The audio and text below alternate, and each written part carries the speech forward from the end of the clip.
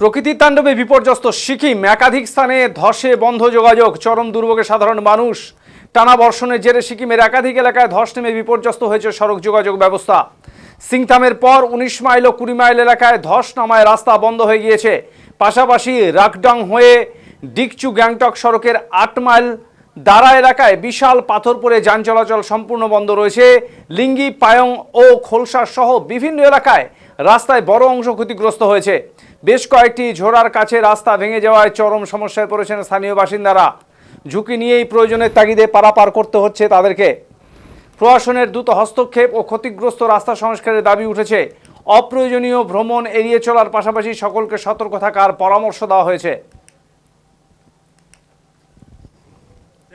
हाम्रो यो डिक्चु टु गान्तोक जाने जुन चाहिँ यो राकदुङ तिनतेक हुँदै जाने रोड छ है, यो चाहिँ तपाईँको यो 8 माइल उकालो छ नि, यो जुन चाहिँ